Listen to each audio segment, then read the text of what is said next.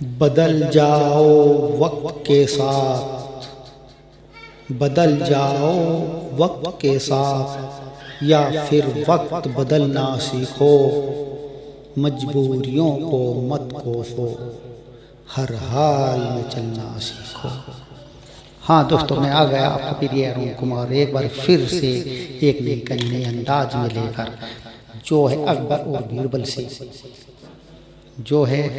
बीरबल से, जिस कहानी का नाम है एक पेड़ और मालिक दो।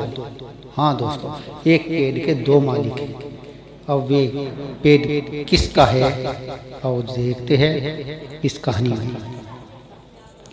एक बार की बात है, रोज की तरह बादशाह अकबर दरबार में बैठकर अपनी प्रजा की समस्याएं सुन रहे थे। सभी लोग अपनी अपनी समस्याएं लेकर बादशाह के सामने हाजिर हो रहे थे और तभी राघव व केशव नाम के दो पड़ोसी अपनी समस्या को लेकर दरबार में आए। इन दोनों की समस्या की जड़ था इन दोनों घर के बीच मौजूदा फल से लबालब भरा आम का पेड़। मामला आम के पेड़ के मालिकाना हक को लेकर था। वह पेड़ राघव का है या फिर केशव का। राघव कह रहा था कि पेड़ उसका है और केशव झूठ बोल रहा है। वही केशव का कहना था कि वह पेड़ का असली मालिक है और राघव झूठ बोल रहा है।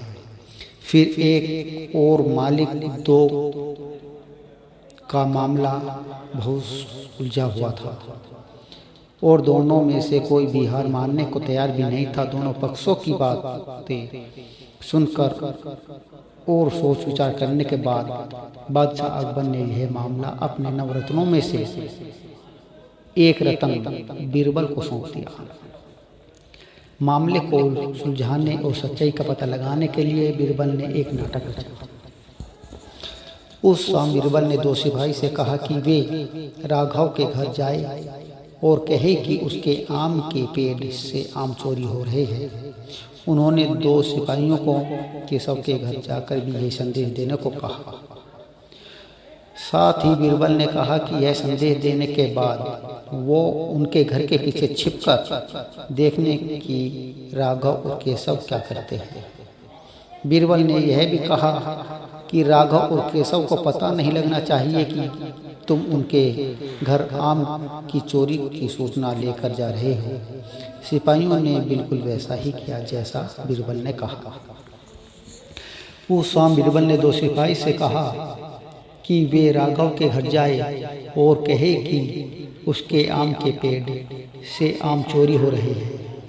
उन्होंने दो सिपाहियों को केशव के घर भी भेजा, यह संदेश देने को कहा। साथ ही बीरबल ने कहा कि यह संदेश देने के बाद वो उनके घर के पीछे छिपकर देखे कि राघव और केशव के क्या करते हैं। बीरबल ने यह भी कहा कि राघव और केशव को पता भी नहीं लगना चाहिए कि तुम उनके घर आम की चोरी की सूचना लेकर जा रहे हो। सिपाहियों ने बिल्कुल वैसा ही किया जैसा कि बीरबल ने कहा था। वे दोनों ने संदेश देकर कहीं छिप गए और छिपकर उन दोनों को देखने लगे कि वे क्या बर्ताव करते हैं। वहीं जब राघव घर आया और उसकी पत्नी ने यह बात उसे बताई तो वह उल्टे पैर पेड़ की तरफ दौड़ पड़ा। उसकी पत्नी ने पीछे से आवाज लगाई, अरे खाना तो खा लीजिए। जिस पर राघव ने कहा, खाना तो सुबह भी खा सकता हूँ, लेकिन अगर आज आम चोरी हो गए तो मेरे पूरे साल की मेहनत पर पानी फिर जाएगा। सिपाही ने दोनों के घर के बाहर छिपकर यह सारा नज़ारा देखा और वापस दरबार जाकर बीरबल को बताया। अगले दिन दोनों फिर से दरबार में हाजिर हुए। उन दोनों के सामने बीरबल ने बादशाह अकबर से कहा, जहाँ पनाह सारी समस्या की जड़ वह पेड़ है, क्योंकि न हम वो पेड़ ही कटवा दे, न रहेगा बांस, न बजेगी बांसुरी। बादशाह अकबर ने इस बारे में राघव और केशव से पूछा, इस बारे में आप दोनों का क्या ख्याल है। इस पर केशव ने कहा, हुजूर आपकी हुकूमत है, आप जैसा कहेंगे मैं उसे चुपचाप स्वीकार कर लूँगा। वही राघव ने मालिक मैंने 7 वर्ष तक उस पेड़ को सींचा है। आप चाहे तो उसे केशव को दे दीजिए, लेकिन कृपया करके उसे कटवाइए ना। मैं आपके आगे हाथ जोड़ता हूँ। हाँ दोस्तों, केशव पेड़ को कटवाने के लिए राजी नहीं हुआ। तो उन दोनों की बात सुनकर बादशाह अकबर ने बीरबल की तरफ देखा और कहा, अब आपका क्या कहना है बीरबल? इनके बाद बीरबल ने बादशाह की बीती रात का किस्सा सुनाया। उस मुस्कुराते हुए कहा, हुजूर, पेड़ एक और मालिक दो, ऐसा कैसे हो सकता है?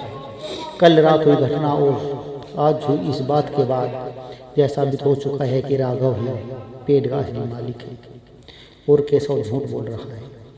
यह सुनकर बादशाह ने बीरबल को शाबाशी दी। उन्होंने अपने हक की खातिर लड़ने के लिए राघव को बधाई दी और चोरी करने व झूठ बोलने के लिए केशव को जेल में बंद करने का आदेश दिया। हाँ दोस्तों, जो झूठ बोलता है उसे सज़ा मिलती है और जो सच्चाई पर रहता है उसे इनाम मिलता है। भगवान भी उसका साथ देता है। तो हमें इस कहानी से यही शिक्षा मिलती है दोस्तों, एक पेड़ और 2 मालिक कहानी से हमें यही शिक्षा मिलेगी कि परिश्रम के बिना छल से किसी और की चीज़ चुराने का अंजाम बुरा होता है। झूठा झूठा होता है और सच्चा सच्चा होता है। धन्यवाद दोस्तों।